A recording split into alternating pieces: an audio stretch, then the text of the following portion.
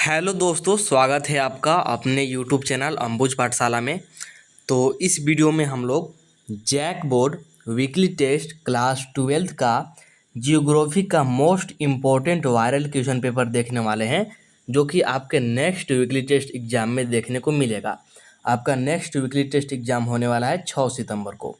और इस वीडियो में हम लोग ऑब्जेक्टिव प्लस सब्जेक्टिव दोनों क्वेश्चन देखेंगे। सबसे पहले मैं आपको यहाँ पर ऑब्जेक्टिव क्वेश्चन बताऊंगा, इसके बाद सब्जेक्टिव क्वेश्चन भी इसी वीडियो में ही हम लोग देखेंगे। तो चलिए वीडियो को स्टार्ट करते हैं। और वीडियो को स्टार्ट करने से पहले हमारे चैनल पर नए हों तो चैनल को सब्सक्राइब करके जरूर रख लीजिएगा। साथ ही वीडियो को अपने दोस्तों के पास भी शेयर कर दीजिएगा, क्योंकि वीडियो बहुत ही ज़्यादा इम्पोर्टेंट होने वाला है। और पीडीएफ के लिए आपको टेलीग्राम ग्रुप को ज्वाइन करके रख लेना है। टेलीग्राम ग्रुप का लिंक आपको डिस्क्रिप्शन में दे दिया गया है। डिस्क्रिप्शन में जाइए, वहाँ से टेलीग्राम ग्रुप को ज्वाइन कर लीजिए। साथ ही आपको व्हाट्सएप चैनल का भी लिंक मिल जाएगा डिस्क्रिप्शन में ही, तो उसको भी फॉलो करके ज़रूर रख लीजिएगा, क्योंकि आने वाले समय में कभी भी टेलीग्राम बैन हो सकता है। तो सारा स्टडी मटेरियल आपको टेलीग्राम चैनल पर ही दिया जाएगा, इसलिए उसको भी फॉलो करके जरूर रख लीजिएगा। चलिए फाइनली स्टार्ट करते हैं। एक बार फिर से बता दूं, क्लास 12th का है, जियोग्राफी का है। चलिए स्टार्ट करते हैं। तो सबसे पहले यहाँ पर है ऑब्जेक्टिव क्वेश्चन, और ऑब्वियसली यहाँ पर दोनों मीडियम में मैंने ले रखा है।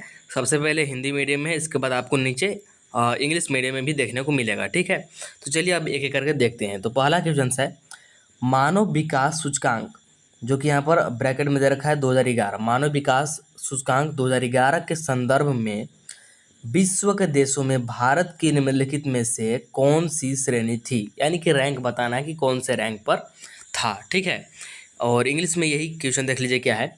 In the context of the human development index 2011 which category does India fall under among the following countries of the world.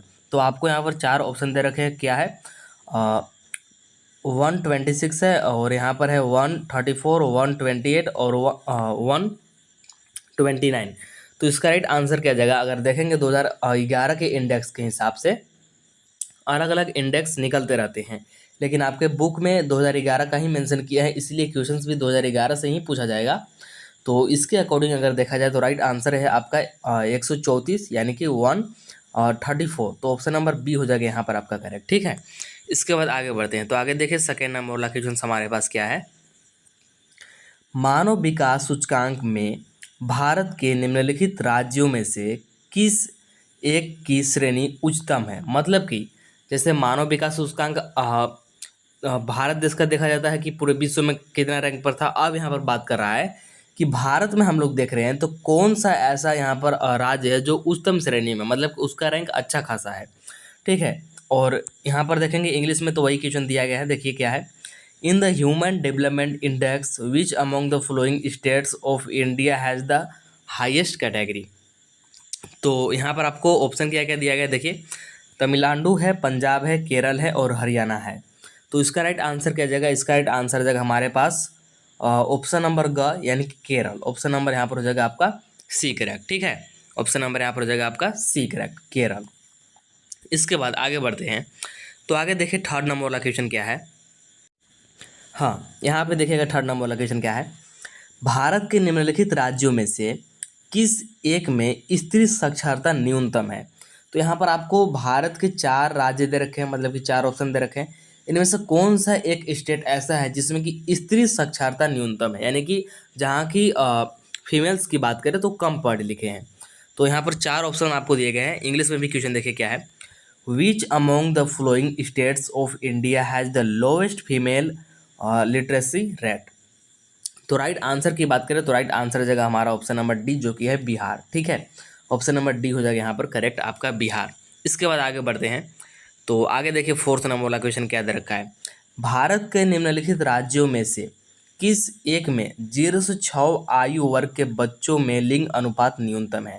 यानी कि 0 से 6 आयु वर्ग के बच्चों में लिंग अनुपात कहाँ पर न्यूनतम है, ये आपको बताना है। यहाँ पर 4 ऑप्शन गिवन है, और इंग्लिश में यही क्वेश्चन सेम है। देखिए, which among the following state of India has the lowest child sex ratio age group 0 to 6 years. ठीक है, तो 4 ऑप्शन आपको दिए हुए हैं, गुजरात, हरियाणा, पंजाब, हिमाचल प्रदेश।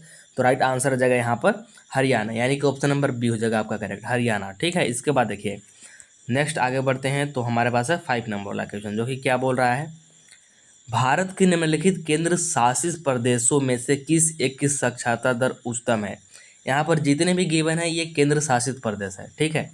अब इन चारों में से बताना है कि किस में साक्षरता दर उच्चतम है, ठीक है। यहाँ पर देखिए इंग्लिश में question, which among the flowing union territory of the India has the highest literacy rate. तो राइट आंसर क्या जगह, राइट आंसर जगह हमारे पास लद्दाख आ जाएगा। तो यहाँ पर आपका ऑप्शन नंबर ए हो जाएगा करेक्ट, सॉरी लक्षद्वीप, लक्षद्वीप आ जाएगा इसका राइट आंसर, लद्दाख यहाँ पर नहीं है, लक्षद्वीप हो जाएगा आपका करेक्ट। तो ऑप्शन नंबर ए हो जाएगा करेक्ट, ठीक है, लक्षद्वीप, यहाँ पर ऑप्शन नंबर आपको ए में दिख रहा होगा। इसके बाद आगे बढ़ते हैं तो 6 नंबर वाला क्वेश्चन देखिए क्या है, मानव विकास के प्रमुख तत्व है। मानव विकास के प्रमुख तत्व कौन कौन से हैं ये आपको बताना है, 4 ऑप्शन गिवन है। और इंग्लिश में क्वेश्चन देखिए, what are the primary elements of human development. Human development के प्राइमरी एलिमेंट्स कौन कौन से हैं बताने हैं। तो राइट आंसर जगह हमारे पास हेल्दी लाइफ, हेल्दी लाइफ तो होना ही चाहिए, साथ ही एजुकेशन भी होना चाहिए, हाई स्टैंडर्ड ऑफ लिविंग भी होना चाहिए। तो इसके अकॉर्डिंग राइट आंसर जगह ऑल ऑफ दिस, ठीक है। लेकिन ऐसा पॉसिबल नहीं हो पाता है, बट एक्चुअली ये है, ये नीड है। तो ऑप्शन नंबर यहाँ पर हो जाएगा डी करेक्ट, ठीक है, ऑल ऑफ दिस। इसके बाद आगे बढ़ते हैं तो 7 नंबर वाला क्वेश्चन देखिए क्या है, मानव विकास के संकेतक हैं। तो 4 ऑप्शन यहाँ पर गिवन है। इंग्लिश में क्वेश्चन देखिए, how many indicators are there of human developments. Human developments के क्या क्या इंडिकेटर है या फिर कितने इंडिकेटर्स है ये आपको बताना है। तो 3 इंडिकेटर्स होते हैं, तो इसीलिए ऑप्शन नंबर यहाँ पर हो जाएगा ए करेक्ट, यानी कि 3, ठीक है। इसके बाद आगे बढ़ते हैं तो आगे है हमारा 8 नंबर वाला क्वेश्चन क्या है, मानव विकास के मानव का विकास के द्वारा होता है, मतलब कि मानव का विकास किसके द्वारा होता है, एक्चुअली क्वेश्चन ये है, ठीक है। यहाँ पर 4 ऑप्शन गिवन है, परिवार, शिक्षा, समाज या फिर इनमें से कोई नहीं।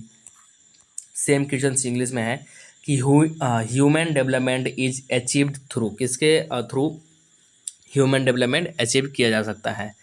तो राइट आंसर की बात करें तो वही यहाँ पर सेम, यहाँ पर ऑप्शन है फैमिली, एजुकेशन, सोसाइटी और नॉन ऑफ दीज।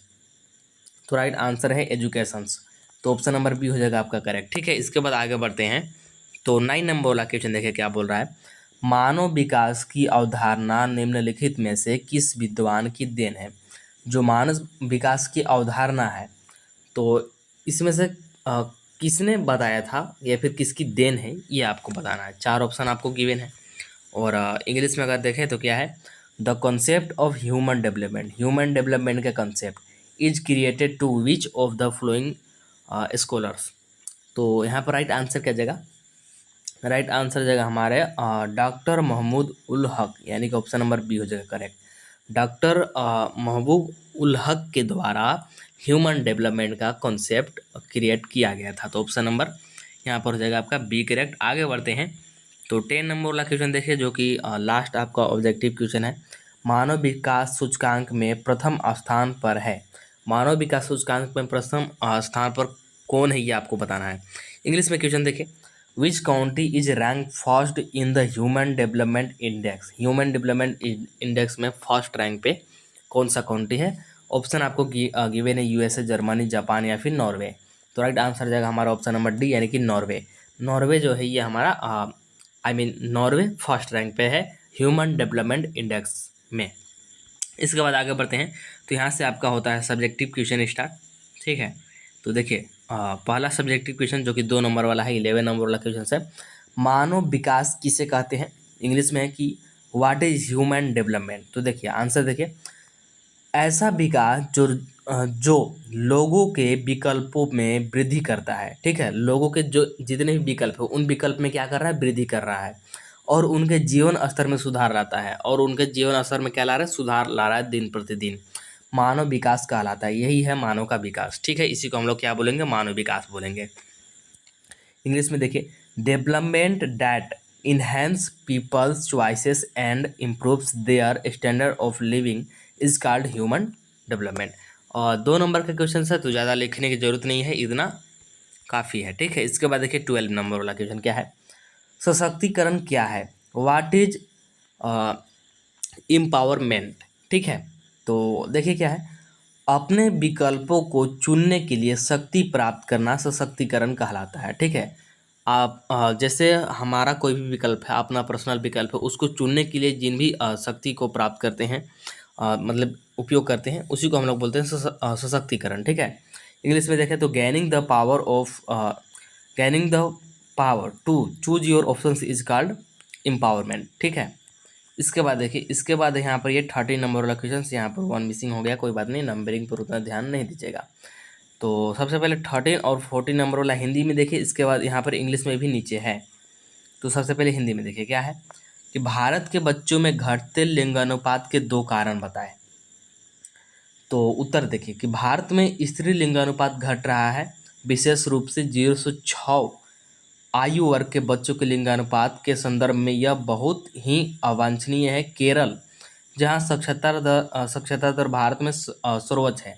केरल एक ऐसा राज्य है जहाँ पर साक्षरता दर की बात करें तो सबसे ज़्यादा है, ऑब्वियसली आपको पता होगा। इसके अलावे सभी राज्यों में बच्चों का लिंग अनुपात घटा है। वहाँ पर साक्षरता दर ज़्यादा है, इसीलिए वहाँ पर लिंग अनुपात भी अच्छा है। इसके अलावा अगर सभी राज्यों में बात करें तो यहाँ पर अनुपात घटा है। हरियाणा व पंजाब जैसे विकसित राज्यों में यह सबसे अधिक चिंताजनक है। प्रति 1000 बालकों पर 800 से भी कम बालिकाएं हैं। लिंग निर्धारण की वैज्ञानिक विधियों का उपयोग व सामाजिक दृष्टिकोण इसके प्रमुख कारण है। यहाँ पर कारण भी बता दिया गया है। ठीक है। इसके बाद देखिए 14 नंबर वाला क्वेश्चन क्या है, मानव विकास क्या है। ठीक है। सेम क्वेश्चन अभी 2 नंबर वाले क्वेश्चन में भी था, लेकिन यहाँ पर 3 नंबर वाले क्वेश्चन में पूछा है, इसलिए यहाँ पर थोड़ा सा ज़्यादा लिखेंगे। क्या है, मानव विकास सामाजिक और राजनीतिक स्वतंत्रता, स्वास्थ्य, भौतिक पर्यावरण से लेकर आर्थिक पर्यावरण तक सभी प्रकार के मानव विकल्पों को समाहित करते हुए लोगों के विकल्पों में विस्तार और उनके स्वास्थ्य सेवाओं, शिक्षा और सशक्तिकरण के अवसर में वृद्धि करता है। इसी को मानव विकास बोल सकते हैं। और इंग्लिश में सेम क्वेश्चन यहाँ पर है, give 2 reason for the declining sex ratio among children in India. तो सेम यहाँ पर आंसर है जो मैंने आपको हिंदी में समझाया। तो इंग्लिश वाले बच्चे इसको स्टॉप करके वीडियो को और इसका स्क्रीनशॉट ले लीजिए और आंसर को लिख लीजिए, क्योंकि मैंने ऑलरेडी समझा दिया है और एक ही क्वेश्चन को बार बार समझाने में ज़्यादा टाइम यहाँ पर लग जाएगा। इसके बाद नेक्स्ट क्वेश्चन था 40 नंबर वाला, what is human development. Same question ऊपर भी था 2 नंबर वाले में, लेकिन वहाँ पर 2 नंबर का था, इसलिए हम लोगों ने शॉर्ट में लिखा था। यहाँ पर 3 नंबर वाले में, इसलिए इसको थोड़ा लॉन्ग करके लिखेंगे। तो सेम अभी जो मैंने हिंदी में समझाया वही बात यहाँ पर लिखा गया है, स्क्रीनशॉट चाहे तो आप लोग ले लीजिए। इसके बाद देखें नेक्स्ट क्वेश्चन है आपका 5 नंबर वाला। 5 नंबर का 2 क्वेश्चन, 15 और 16 नंबर वाला। तो पहला क्वेश्चन से क्या है, मानव विकास अवधारणा के अंतर्गत क्षमता और सतत पोषणीयता से आप क्या समझते हैं, ये बताना है। 5 नंबर का क्वेश्चन है तो थोड़ा सा लंबा लिखना होगा। तो देखिए समझिएगा, मानव विकास की अवधारणा के प्रमुख 4 स्तंभ है, समता, सतत पोषणीयता, उत्पादकता तथा सशक्तिकरण। समता का अर्थ एक ऐसे प्रदेश से है जिसके अंतर्गत रहने वाले हर एक व्यक्ति को उपलब्ध अवसर के लिए समान पहुंच की व्यवस्था करना है, जिससे समता मूलक समाज का सृजन हो सके तथा लोगों के उपलब्ध अवसर लिंग, प्रजाति, आय तथा जाति के भेदभाव के विचार के बिना समान रूप से मिल सके। आगे देखिए, भारत जैसे देशों में महिलाओं तथा सामाजिक आर्थिक दृष्टि से पिछड़े हुए वर्गों तथा दूरस्थ क्षेत्रों में रहने वाले व्यक्तियों को विकास के मापन समान अवसर प्राप्त नहीं होते हैं। अतः मानव विकास में इस अभाव को दूर करने का उपाय समता मूलक विकास के माध्यम से किया जाए। आगे इसमें अभी और थोड़ा सा लिखेंगे क्योंकि 5 नंबर का क्वेश्चन है ना। तो देखिए आगे, सतत पोषणीयता का अर्थ है मानव विकास हेतु जरूरी है हर पीढ़ी को विकास तथा संसाधन उपभोग के समान अवसर मिलते रहना चाहिए। अतः वर्तमान पीढ़ी को समस्त प्राकृतिक संसाधनों का उपभोग भविष्य को ध्यान में रखकर करना चाहिए। जैसे अभी कोई भी संसाधन ले लीजिए, जैसे मैं आपको एकदम तुरंत समझ में आने वाला एग्जांपल देता हूँ, जैसे पेट्रोल, ये भी एक हमारा संसाधन है। अगर इसको भविष्य को ध्यान में रखते हुए नहीं उपयोग करेंगे तो आने वाले समय में ये क्या हो सकता है, खत्म हो सकता है, इसका अस्तित्व ही खत्म हो जाएगा। तो फिर आने वाले पीढ़ी को क्या देंगे हम लोग। तो वही बात यहाँ पर बोला गया। आगे देखिए, इन संसाधनों में से किसी भी एक का दुरुपयोग आने वाली पीढ़ियों के लिए विकास के अवसर को रोक सकता है। इसे विकास का सतत चक्र कहा जाता है। आज के समय में जिस प्रकार से पर्यावरणीय संसाधनों का दुरुपयोग हो रहा है, उससे अनेक प्राकृतिक संसाधन नष्ट होने के कगार पर हैं, जिससे सतत पोषणीय विकास की बाधा के रूप में हो सकता है। अतः मानव विकास अवधारणा के सतत पोषणीय इसी गैर टिकाऊ विकास की ओर सचेत करती है। तो बस हो गया आपका 5 नंबर में इतना काफ़ी है, तो इसको लिख सकते हैं। और यहाँ पर इंग्लिश में आई थिंक 15 और 16 नंबर वाला क्वेश्चन इंग्लिश में स्किप हो गया है, बट कोई नहीं, आप लोग कमेंट कर दीजिएगा अगर इंग्लिश में चाहिए जिनको 15 और 16 नंबर वाला, तो व्हाट्सअप चैनल पे या फिर टेलीग्राम ग्रुप में कहीं एक जगह पर सेंड कर दिया जाएगा, या फिर दोनों जगह पर मैं सेंड कर दूंगा। लेकिन एक बार कमेंट जरूर कर दीजिएगा जिनको भी इंग्लिश मीडियम में चाहिए। और 60 नंबर वाला क्वेश्चन देख लीजिए क्या है। मानव विकास के उपागम का उल्लेख कीजिए। तो आंसर देखिएगा, इसके 4 महत्वपूर्ण उपागम है।